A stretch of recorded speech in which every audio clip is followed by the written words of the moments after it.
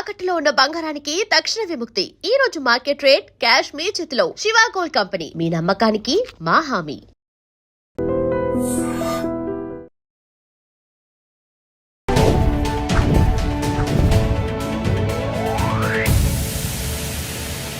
Hi hello నమస్తే, welcome back to our channel. నేను మీ వైషు.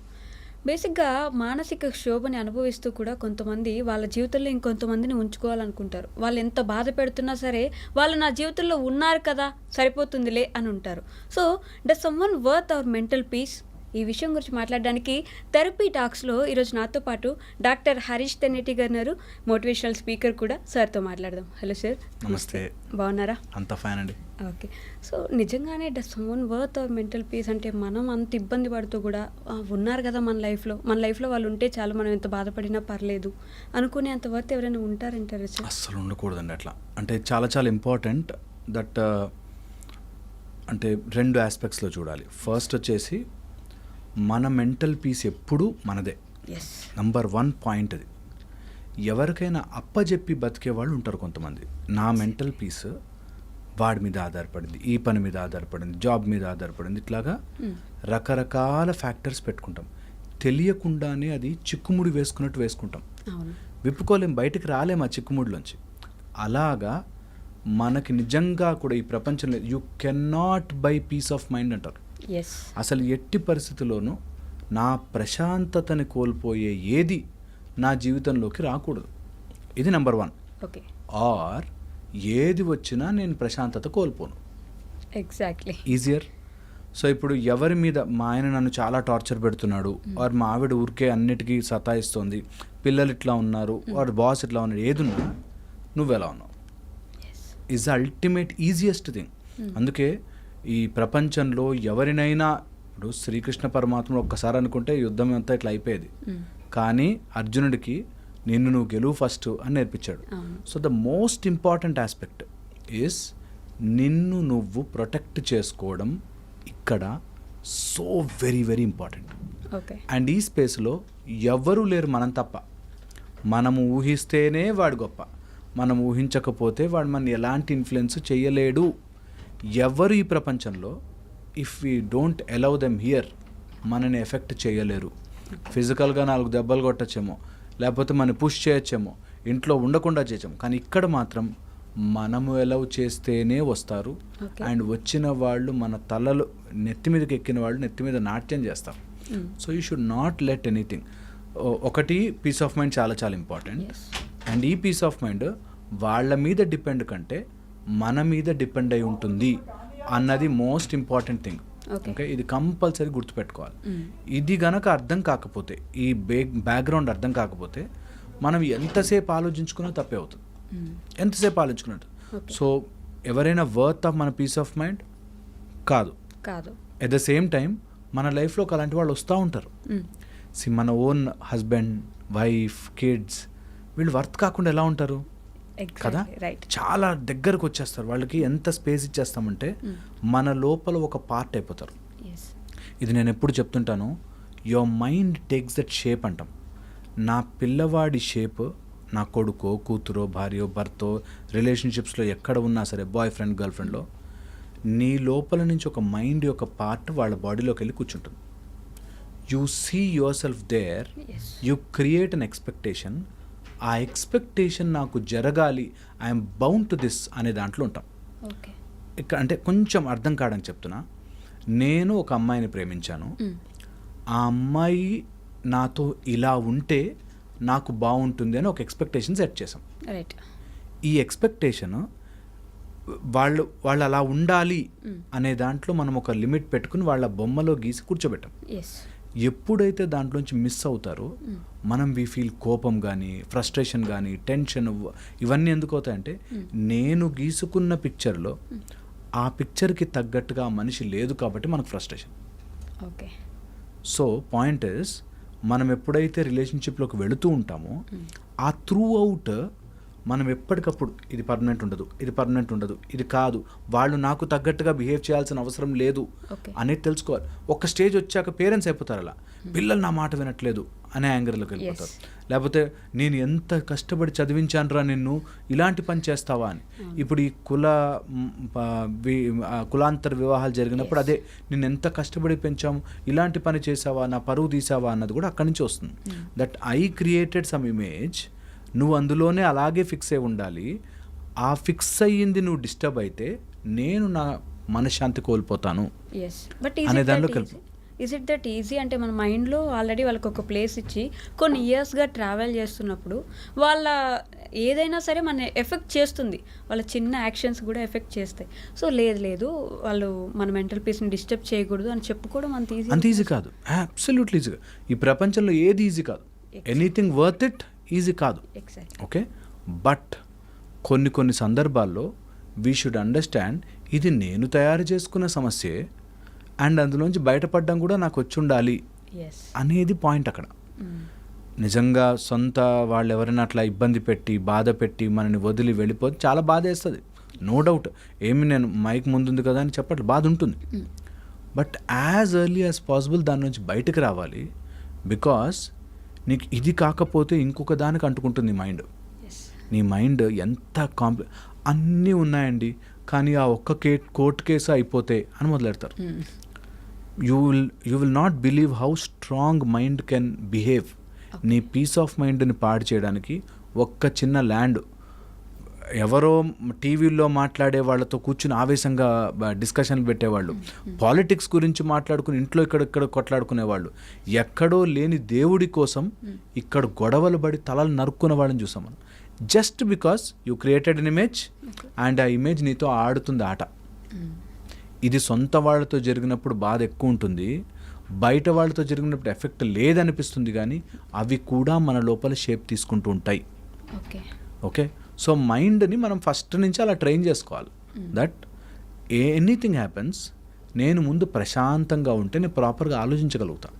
ఏదైనా సమస్య వచ్చినప్పుడు నా పీస్ ఆఫ్ మైండ్ పోయింది అంటే నా అన్కంట్రోల్డ్గా అయిపోతుంది నా మైండ్ అండ్ బాడీ అన్కంట్రోల్డ్ అయిపోతుంది. ఎంతోమంది పీస్ ఆఫ్ మైండ్ లేక రాత్రులు నిద్రపోక క్యాన్సర్లు తెచ్చుకునే వాళ్ళు ఉన్నారు. ఓకే, సో పాయింట్ ఇస్ ఏదేమైనా జరిగినా, ఓకే, ఏది జరిగినా నేను అంటుకున్నవి ఇవన్నీ నేను ఈజీగా విడిపించుకోవచ్చు అనే ఒక స్పృహ వస్తే కొన్ని రోజులు కష్టమైనా యూ కెన్ కమ్అవుట్. కొంతమంది ఇంకా నా జీవితం ఇంతే, ఇంకా దీన్ని నేను దాటి రాలేను. మా దగ్గరికి ఎంతమంది వస్తారో, అబ్బాయి ఏదో యాక్సిడెంట్లో చనిపోయాడనో, లేకపోతే గర్ల్ ఫ్రెండ్ వదిలేసిందనో. అండ్ మనకి ఈ మధ్య సినిమాల్లో వాటిలో కూడా ఒకసారి ఏదైనా అట్లా వదిలేదంటే వాడు తాగేసి రోడ్డు మీద పడిపోవాలి, డ్రగ్స్ తీసుకుని రోడ్డు మీద పడిపోవాలి అన్నట్టుగా చూపిస్తున్నారు. But that's how we damage. పోనీ తాగుడు డ్రగ్స్ లేకపోయినా మనం యాంగర్ అయిపోతాము, ఇంకో రిలేషన్షిప్కి వెళ్ళాలంటే బాధపడతాము, నన్ను ఇంత మోసం ఎలా చేస్తారు. వెరీ ఇంపార్టెంట్, ఇది అండర్ కరెంట్గా మనం గుర్తుపెట్టుకోవాల్సింది. నువ్వే తయారు చేసుకుని నన్నెవ్వడూ మోసం చేయకూడదు అనే ఒక లేబుల్ తయారు చేసుకుని అంటించుకుని ఎవడైనా మోసం చేసేసరికి నేను బాధపడిపోతాను. మోసం జరగచ్చు భయ్, నాతో నన్ను ఎవరైనా చీట్ చేయొచ్చు, నా లైఫ్లోకి ఒక రాంగ్ పర్సన్ రావచ్చు, ఒక నార్సిసిస్టిక్ హస్బెండ్ రావచ్చు, ఒక రూడ్ బిహేవ్ చేసేవాడు రోడ్డు మీద తగలచ్చు. That is part of it. ఇంకా మనం తీసుకుని దాన్ని అనలైజ్ చేసి ప్రాసెస్ చేసే అవసరం కూడా లేదు. That is part of our life. ఉంటాయి అండ్ ఉన్నప్పుడు దాన్ని మైండ్లోకి తీసుకోకుండా డీల్ విత్ ద సిచ్యువేషన్. చాలా ఈజీ. ఎవరన్నా హస్బెండ్ వైఫ్ ఏదైనా గొడవలేదనుకో, deal with it, don't deal it here. మళ్ళీ రూమ్లోకి వెళ్ళి నా బ్రతికే ఎందుకు ఇలా అయిపోయిందండి. చాలామంది నాకే ఎందుకు ఈ కష్టాలు వచ్చాయి, నాకే ఎందుకు అంటే నీకు రాకూడదు కష్టాలు. ఏంటది, ఎక్కడన్నా బాండ్ రాయించుకొని వచ్చామా? లేదు కదా. నేను దేవుడు పూజలు రోజు చేస్తానంటే నాకే కష్టాలు. ఎక్కడ రూల్ లేదు అట్లా. ఓకే, కష్టాలు నీ ప్రాబ్లమ్స్ అన్నీ సెట్ ఆఫ్ ఉంటాయి. నువ్వు దేవుడి మీద నమ్మకం పెట్టా కాబట్టి తీర్థాన్ని బాగా స్ట్రాంగ్ ఉండాలి అండ్ హ్యాపీగా లైఫ్ని ముందుకు తీసుకెళ్ళాలి. ఓకే, కష్టం అనిపించింది చాలా, you should be ready to leave it. నేను డెంటల్ డాక్టర్ కాబట్టి చెప్తున్నా, నా పన్ను పుచ్చిపోయింది. ఓకే, ఎంత పన్ను అయినా ఎన్ని రోజులు ఎన్ని స్వీట్లు దాంతో తిన్నా, ఆ రోజు బాగా పాడైపోయింది, హోప్లెస్ టూత్ అంటే తీసేయాలి. Absolutely as simple as that. So నీకు ఏదైనా బాగా ప్రాబ్లం అయింది, ఇంట్లో ఏదైనా అన్బేరబుల్ సిచ్యువేషన్ ఉంది, తీసేయాలి. ఈ అటాచ్మెంట్ ఏదో రోజు పోతుంది, ఏదో ఒక రోజు తెంపుకుని వెళ్లాల్సిందే. అది కొంచెం ముందేడింది అంతే. ఇది నిజంగా వినేవాళ్ళు నువ్వు చేసావా బాబు, నాకు చాలామంది అట్లా కమెంట్లు పెట్టేవాళ్ళు ఉంటారు కదా, నువ్వు చెప్తావు ఈజీగా, వదిలితే తెలుస్తుందా బాధ అని. నిజంగా చాలా బాధ ఉంటుంది, అగ్రీడ్. బట్ బాధలోంచి బయటపడ్డప్పుడే గెలుస్తాం. ఓకే, కష్టం ఉంటుంది అబ్సల్యూట్లీ. ఇది చాలా చాలా ఇంపార్టెంట్, అందరు గుర్తుపెట్టుకోవాలి. ఒకవేళ ఇది చెయ్యాలి అంటే నేను మెథడ్ చెప్తాను, సో దట్ జస్ట్ ర్యాండమ్గా చేయండి అని కాకుండా మెథడ్ చెప్తాను. ఎవరైనా మన ప్రశాంతతను తింటున్నారు అంటే నెంబర్ 1, వాళ్ళకి సంబంధించిన ఆలోచనలు తగ్గించాలి. ఓకే, టూ మెనీ ఆలోచనలు మెమరీస్ లాగా పెట్టుకోవద్దు. ఓకే, 1. సెకండ్ వచ్చేసి replace the thoughts with something purposeful and powerful. Powerful అంటే సంథింగ్ బిగర్. నాకు ఈ సమస్య లైఫ్లోకి వచ్చింది అంటే రోజు నేను అదే రోడ్డు మీద వెళ్తున్నాను, అదే రోడ్డు మీద జారి పడుతున్నాను, ఆ రోడ్డుని రిపేర్ చేయాల్సిన బాధ్యత నాకు వచ్చింది. Got it. సో అట్లాగా నీకొచ్చే సమస్య లైఫ్లో ఎలాంటి ప్రాబ్లం పదే పదే నీ ముందుకు వస్తుందంటే లర్న్ అండ్ పర్పస్ డెవలప్ చేసుకోవాలి దాంట్లోంచి. ఓకే, చాలా చాలా ఎంతోమంది ఉన్నారు అట్లా. మనకి బ్రిటిష్ వాళ్ళు వచ్చి మన ఇక్కడ పరిపాలిస్తున్నప్పుడు they have developed a purpose, వాళ్ళని బయటకు పంపించాలి అని కదా. అలాగా వెరీ వెరీ ఇంపార్టెంట్. నీ లైఫ్లోకి ఒక సమస్య వస్తే దాన్ని వెళ్ళగొట్టాలి, అది అవర్ టాస్క్. ఓకే, సో వాటికి సంబంధించిన అన్నెసెసరీ థాట్స్ తగ్గించి పర్పస్ డెవలప్ చేసుకోవాలి, చాలా ఇంపార్టెంట్. థర్డ్ వచ్చేసి ఈ మొత్తం ప్రాసెస్లో ఎక్కడో మనకి తెలియకుండా ఎమోషన్ అటాచ్ చేస్తాం. అంటే ఒక భార్య ఇలాగే ఉండాలి కదా, ఒక భర్త అంటే ఇలా ఉండాలి కదా, నేను ఇన్ని చేశాను కదా, ఈ టైప్లో చాలా స్టోరీలు మైండ్ చెప్తుంటుంది. ఎంత నిన్ను నమ్మి డబ్బులు ఇచ్చాను రా అంటాడు. ఓకే, నిన్ను నమ్మి నీకోసం నువ్వు ఏదైనా సరే నీ కాళ్ళు పట్టుకున్నా ఉంటాను అంటాం. సో ఫస్ట్ అలాంటి దాని నుంచి ఎమోషన్ బయటికి రావాలి. ఎమోషనల్ బయటికి రావాలి అంటే emotion is wherever your thoughts are flowing, energy అక్కడ ఫ్లో అయితే అది ఎమోషన్గా మారుతుంది. సో ఫస్ట్ బయటకు వచ్చి అంత సీన్ లేదు, ఓకే, అంత నా ఎమోషన్స్ అన్నీ ఒకళ్ళకి ధారపోయాల్సిన అవసరము కానీ సీన్ కానీ లేదు. Okay, who ever deserves what అది వాళ్ళకి అలా ఇవ్వాలి. ఓకే, నేను ఎంత కాదనుకున్నా కనకపు సింహాసనం మీద సునకమును కూర్చుండబెట్టకూడదు. It's simple. నాది కనకపు సింహాసనము అండ్ దానిలో నేను సునకాన్ని కూర్చోబెడితే అది భౌభవ్ అనే అంటది, వేదం చెప్పదు. ఎగ్జాంపుల్ చెప్తున్నా. ఓకే, సో అట్లాగా who ever deserves what give that. చాలా చాలా ఇంపార్టెంట్. ఓకే, ఎమోషనల్గా ఆ కనెక్షన్ని తెంపండి. ఓకే, స్లోగా కష్టమవుతుంది, ఒకే రోజు అవ్వదు, but give it 41 days time. తెంపేసాను, ఏమి కాదు. ఓకే, నెక్స్ట్ వచ్చేసి ఇలాగ ఏదైనా మాట్లాడుతుంటే we will not think straight. Think straight అనే ఒక చిన్న ప్రాక్టీస్ చేయగలిగితే, ఇప్పుడు ఏంటి సమస్య, నేనేం చేయాలి. చాలామంది ఏమవుతుంది తెలుసా, నేను డైవర్స్ ఇవ్వచ్చు కానీ పిల్లలు ఏమైపోతారండి, ఇదే ఉంటుంది, సేమ్ ఇదే టోన్లో చెప్తారు. నిజంగా పిల్లల కోసం నేను తట్టుకుంటున్నానండి, నాకు అక్కడ రెంట్ ఇల్లు ఉంది కాబట్టి తట్టుకుంటున్నానండి, నేను ఈఎంఐ కట్టుకోవాలి కాబట్టి ఈ బాస్ని తట్టుకుంటున్నానండి. Think straight forward. ఇక బాస్ నచ్చలేదు చెప్పగలగాలి, కంప్లైంట్ రాయగలగాలి, ఏదన్నా దాని కాన్సిక్వెన్సెస్ వస్తే ఫేస్ చేయాలి. లైఫ్లో ఏ డెసిషన్ ఎవరు ఎందుకు భయపడతారు తెలుసా, ఆ డెసిషన్ యొక్క కాన్సిక్వెన్సెస్ మనం తట్టుకునే ధైర్యం ఉండదు, దానివల్ల బాధపడతాం. ఒక డెసిషన్ తీసుకుంటే గట్టిగా వాటి ఏదొచ్చినా ఐ విల్ ఫేస్ ఇట్ కదా. మనము ఎప్పుడైనా సరే ఒక డెసిషన్ తీసుకున్నప్పుడు వాటి యొక్క కాన్సిక్వెన్స్ వస్తాయి. ఒక మందు వేసుకుంటే వాటి యొక్క సైడ్ ఎఫెక్ట్స్ ఉంటాయి, వాటికి తగ్గ కేర్ తీసుకుంటే సైడ్ ఎఫెక్ట్స్ తగ్గిపోతే మందు బాగా పనిచేస్తుంది. అలాగా whatever decision you are taking you will have some consequences. వాటికి రెడీ లేనివాడు పిరికివాడిలాగా బ్లేమ్ చేసుకుంటూ బతుకుతాడు. నేను డెసిషన్ తీసుకుంటా, దాంట్లో సొసైటీ ఏమనుకుంటుందో అని ఉన్నవాళ్ళు చాలామంది తెలుసు. రోజు ఆయన వచ్చి తాగేసి వచ్చి కొడతాడు, కానీ సొసైటీ ఏమనుకుంటుందండి నాలాంటి వాడిని. Second marriage. So second marriage వాడు he was narcissistic to core, కొడుతూనే ఉంటాడు రోజు ఇంటికి వచ్చి, నువ్వు అలాంటి దానివే ఇలాంటి దానివే, అవి ఇవి మాటలు బూతులు. అండ్ ఇంకా తల్లిదండ్రులను తిట్టి తండ్రితో లింక్ పెట్టి. ఎందుకుంటున్నాడు, సెకండ్ మ్యారేజ్ కదండి. ఇంక ఇప్పుడు బయటకు వచ్చానంటే సొసైటీని అన్నాడు. ఏ సొసైటీ, ఎవరి కోసం, ఏంటి? That thinking straight is important, very very important. ఎవరు చాలా తక్కువ మంది ఆలోచిస్తారు అలా.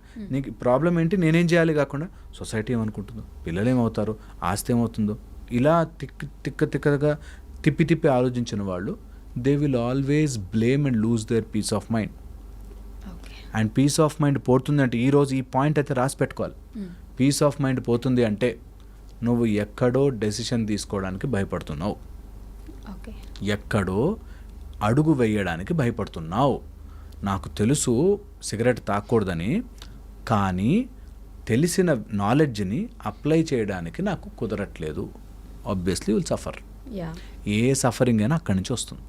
దట్ నేను ఎందుకని నేను ఇంత చేస్తున్నాను, చేయట్లేదు, ఇంకా ఎక్కడో ఏదో లూప్ హోల్ ఉంది, వెతికి దాన్ని సీల్ చేయి. బకెట్కి హోల్ ఉందనుకో, ఎంత నీళ్ళు నింపినా కారిపోతాయి. అది ఏంటో చూసి సీల్ చేయాలి ఫస్ట్. సో అలాగే నేనేం మారలేకపోతున్నాను, నన్ను ఒక వ్యక్తి నా జీవితంలోకి వచ్చి టార్చర్ పెడుతున్నాడు అంటే నేనేంటి మారలేకపోతున్నాను. That's a simple thing. ఇది గట్టిగా తీసుకున్నవాడు జీవితంలో ముందుకెళ్తాడు, లేకపోతే వెనక్కి వెళ్తాడు అండ్ సఫర్ అవుతాడు. సఫర్ అయితే పీస్ ఆఫ్ మైండ్ పోతుంది. పీస్ ఆఫ్ మైండ్ పోతే జారుడు బండి నుంచి జారినట్టుగా కిందకి వెళ్ళిపోతాం, పైకి వెళ్ళలేం. సో ఎప్పటికీ any situation save your mind, save your peace. నీ మైండ్ వైబ్రేట్ అవుతున్నప్పుడు నీకు ఏం కనిపించదు సరిగ్గా, and you will commit more mistakes. మాకు తెలిసిన వాళ్ళు ఒక అమ్మాయి 43-45 ఇయర్స్ ఏజ్ అమ్మ. ఇంట్లో హస్బెండ్ చాలా టాక్సిక్గా ఉన్నాడని చెప్పి ఆఫీస్లో ఎవరితోనో ఫ్రెండ్షిప్ చేయడం, వాడితో లింక్ పెట్టుకోవడం, వాడితో బయటకు వెళ్ళడం, వాడు అన్ని వీడియోలు ఫోన్లు తీసి రెడీ పెట్టుకున్నాడు. సో పాయింట్ ఏంటంటే మన మైండ్, పీస్ ఆఫ్ మైండ్ స్ట్రైట్గా ఆలోచించలేక ఏం చేయొచ్చు, హస్బెండ్ టాక్సిక్ ఉన్నాడు, నేను ఐ డీల్ విత్ ఇట్. అంత టాక్సిసిటీ నా మీద వేస్తున్నా అంటే I deal with it, I collect proofs, I sort this అనేది లేకుండా బయట ఫ్రెండ్ కనిపించాడు కదా అని చెప్పి వాళ్ళతో మాట్లాడు, ఇట్స్ రాంగ్. పద్ధతి wrong. Because when you lose your peace of mind, think straight చేయలేం. ఇంకోటి ఏదో ఆలోచిస్తాం, అలా చేస్తే అయిపోతుంది, అలా చేస్తే అయిపోతుంది. వాడు ఇంకా చేసుకుంటా, నేను పెళ్లి చేసుకుంటా అని చెప్పి తిప్పి ఈమె డబ్బులు, ఈమె మొత్తం అన్ని వీడియోలు, రికార్డు అన్నీ పెట్టుకున్నాను. సో నేను 43 years lady with 2 kids, toxic husband, ఎట్లా డీల్ చేయాలి? గట్టిగా ఉండాలి. డీల్ చేస్తే దెబ్బకి సెట్ అయిపోవాలి వాడు. కానీ you will lose once a peace of mind is gone. నాకెందుకు ఇలా జరిగింది, నేను ఎంత చెప్తున్నా వినడు, వానికి పొలిటికల్ పవర్ సపోర్ట్ ఉంది మా హస్బెండ్కి, ఈ టైప్లో గంట సేపు స్టోరీ చెప్పిన, సింపుల్ గో డీల్ డామిట్, ఏమవుతుంది, ఏం కాదు, గట్టిగా ఉండాలి అనేది స్ట్రైట్గా ఆలోచించేవాడు తెలుస్తుంది. అలా ఆలోచిస్తే ఇంకోటి దొరికి ఇప్పుడు తిప్పి ఆమె తప్పైంది, that she is gone with some other person అని వీడు చాలా మంచివాడు అయిపోతాడు. సో నష్టము ఎప్పుడు కూడా వంకర ఆలోచించిన వాడికి ఉంటుంది. థింక్ స్ట్రైట్, చాలా ఈజీ అండ్ సింపుల్. ఇది గనక తెలుసుకుంటే పీస్ ఆఫ్ మైండ్ కాపాడుకోవచ్చు. ఓకే. నిజంగానే కోపం విపరీతంగా వస్తుంది. నార్మల్ కోపం కూడా కాదు, విపరీతంగా కోపం వస్తుంది. ఏది దొరికితే అది పగలగొట్టేంత కోపం వస్తున్నప్పుడు నో సైలెంట్ ఉండు, 1 నుంచి 10 వరకు లెక్క పెట్టు, కోపం తగ్గిపోతుంది అంటారు. నిజంగానే ఆ టైంలో కోపం తగ్గిపోతుందా సార్? అది ప్రాక్టీస్ ఉంటే తగ్గుతుంది. ఓకే. అంటే మనకి బౌన్సర్ వస్తే ఇలా కొట్టాలి అనేది వాడు నెట్స్లో ప్రాక్టీస్ చేస్తే నిజంగా బౌన్సర్ వచ్చినప్పుడు ప్రాక్టీస్ చేశాడు కాబట్టి కొట్టడం. నార్మల్ టైంలో మనం అలా కోపాన్ని కంట్రోల్ చేసుకోవడం తెలిస్తే, విపరీతమైన కోపం వచ్చినప్పుడు ఆ number counting, backward number counting help చేస్తుంది. అంతకంటే బెటర్ ఏంటంటే ఆల్వేస్ మనకి తెలిసి విచక్షణ నేర్చుకుంటే ఆల్వేస్ కోపం తగ్గుతుంది.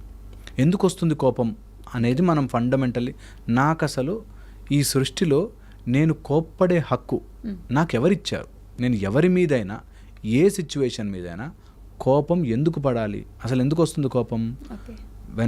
ఎప్పుడైనా నార్మల్గా కోపం ఈజ్ ఎ నార్మల్ ఫీలింగ్. ప్రతి వ్యక్తికి, ఎనీ యానిమల్ కింగ్డమ్లో ఉండే ఏ జంతువుకైనా కోపం వస్తుంది.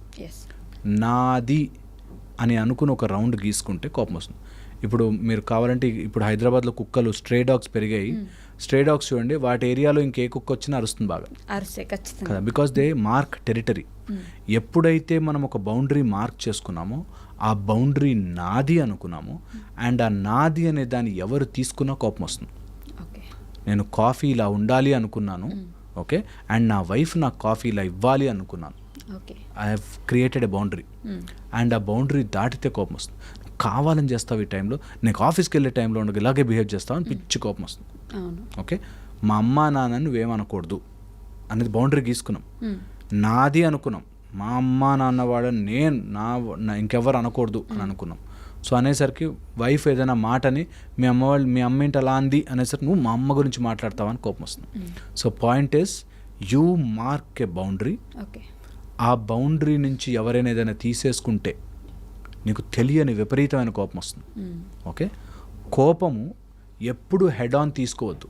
ఎవరైనా కోపంగా ఉంటే నీకు కోపం రా అన్నంటే ఇంకా కోపం వస్తుంది. ఓకే, ఎప్పుడు head on collusion with the కోపం తీసుకోవద్దు. తల పెట్టి కొట్టుకుంటే తగులుతుంది దెబ్బ. అట్లాగా నెవర్ టేక్ కోపం ఆన్ ఫ్రంట్. అండ్ కోపముని బయటికి వెళ్ళగలిగే మార్గము ప్రతి వ్యక్తి చిన్నప్పటి నుంచి ప్రాక్టీస్ చేయాలి. హెల్దీ యాంగర్ అంటారు. కోపం ఉండాలి. ఓకే, నిజంగా నేను ఏదైనా సంపాదించి తెచ్చుకున్నా, నా దగ్గర నుంచి ఎవరన్నా గుంజుకున్నాడు అనుకో, కోపం ఉంటుంది. ఒక లయన్ వెంటాడి ఒక జంతువుని చంపి తెచ్చుకుని తింటుంది అనుకో, వేరే యానిమల్స్ ఏమైనా వస్తే దానికి కోపం వస్తుంది. You are entering my territory అని కదా. అలాగా మనది అని అనుకున్నది న్యాచురల్గా దాన్ని పోగొట్టుకుంటుంటే కోపం రావాలి. అట్ ద సేమ్ టైం దానికి ఒక లిమిట్ లేకుండా ఇష్టం వచ్చినట్టుగా అయిపోయి ఇంకా ప్రతిదీ నాదే, నాతో ఇలాగే జరగాలి, నేను అనుకున్నట్టే ఇల్లు ఉండాలి, నేను అనుకున్నట్టే ఇది ఉండాలి, ఇలాగే జరిగి తీరాలి నాది. ఒక బాయ్ ఫ్రెండ్ గర్ల్ ఫ్రెండ్ గొడవబడి బాగా కోపం ఎందుకు అంటే, నా గర్ల్ ఫ్రెండ్ వాడెవరితో మాట్లాడకూడదు, నా గర్ల్ ఫ్రెండ్ ఎవరిలా ఉండకూడదు, ఇలాంటి బట్టలు వేసుకోకూడదు, ఆర్ నా బాయ్ ఫ్రెండ్ ఆ అమ్మాయిని చూడకూడదు. ఈ టైప్లో ఏది ఉన్నా సరే వెరీ వెరీ ఇంపార్టెంట్. నువ్వు టెరిటరీ మార్క్ చేసుకుని దాన్ని ప్రొటెక్ట్ చేసుకోవడానికి నీ కోపం అంతా తిరుగుతుంది. సో బెటర్ ఏంటంటే ఆ టెరిటరీని నువ్వు ప్రొటెక్ట్ చేసుకునేదాన్ని వాళ్ళకు కూడా చెప్పు, బాస్ ఇది నాకు నచ్చదు, ఇది చేస్తే నాకు అస్సలు నచ్చదు, సో డోంట్ డూ ఇట్. అలాగే చేస్తావంటావా, నేను ఇక్కడి నుంచి వాకౌట్ వెళ్ళిపోతాను. కోపాన్ని బయటకి చూపించగలిగే మెథడ్స్ని కనుక్కోవాలి. ఎందుకంటే కోపం మనకొచ్చినా హర్ట్ ఇతరుల్లో అవుతున్నారు అనుకున్న పాయిజన్ అయ్యేది మనమే. నా లోపల అన్కంట్రోల్డ్గా కోపం వస్తే మంచిగా ఒక 5 స్పూన్ల విషం తాగినట్టు బాడీ అంతా కెమికల్ అయిపోతుంది.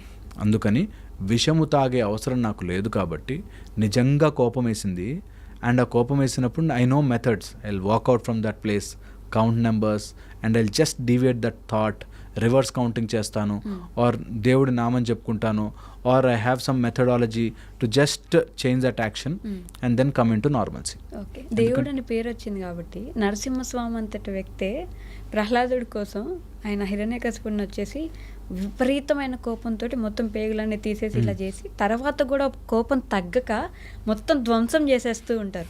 మళ్ళీ ప్రహ్లాదుడి వచ్చి కోపం తగ్గిస్తారు. అంతటి వ్యక్తికే కోపాన్ని తట్టుకోలేనప్పుడు మనం ఎంత చిన్న చిన్న వ్యక్తులం, కోపం వస్తుంది కదా. అదే అంటున్నాను, కోపం ఎప్పుడు కూడా మన పర్పస్తో ఉండాలి కోపం. ఓకే, అండ్ ఆ పర్పస్ ఎప్పుడు కూడా పర్పస్ సాల్వ్ అయిపోయాక కోపం మన శరీరంలో ఉండిపోకూడదు. ఇంట్లో భార్య మీద ఏం పర్పస్ ఉంటుంది అరిచి కదా, ఇంట్లో పిల్లల మీద అరిచి ఏం పర్పస్ ఉంటుంది, పని వాళ్ళ మీద అరిచి ఏం పర్పస్ ఉంటుంది. సో యూ హ్యావ్ కోపానికి this healthy anger, this higher purpose ఉండాలి. నేను ఒక సైంటిస్ట్ని చూశాను, స్ట్రగుల్ అయిపోతున్నట్లా ఏ పేపర్ అటు నుంచి ఇటు మారినా he will get super anger, but ఈ super focused on his work. మనిషిని తిట్టాలని కాదు, నాకు ఆ పని అవ్వాలి అని. ఓకే, అలాంటి వ్యక్తులు super focused on their work ఉన్నప్పుడు you should tell them this is my territory, ఇది నేను వర్క్ చేస్తున్నా, నాకు ఇంపార్టెంట్ ఇది. ఓకే, కొన్ని రోజుల్లో ఉంటాను. మనం మనుషులం కాబట్టి మాట్లాడుకోవచ్చు. ఇప్పుడు మీరు నరసింహస్వామి చెప్పారు కాబట్టి నరసింహస్వామి యొక్క అవతారమే, ఓకే, ఉగ్ర నరసింహ అవతారమే అలాంటి భయానకమైన రాక్షసుణ్ణి ఇంటి లోపల కాదు బయట కాదు పొద్దున కాదు రాత్రి కాదు అని చెప్పి గోళ్లతో ఆయుధం లేకుండా చంపాలి. కాబట్టి గోళ్లతో ఆ యాంగర్ అనేది ఒక పర్పస్ కోసం వస్తుంది. ఓకే, అండ్ మనం అంతటి వాళ్ళతో అసలు కంపారిజన్ చేసుకోవద్దు. అట్ ద సేమ్ టైం నిజంగా కనుక యాంగర్ వస్తే just drive it towards your purpose, దాన్ని హెల్దీ వేలో పుష్ చేయాలి.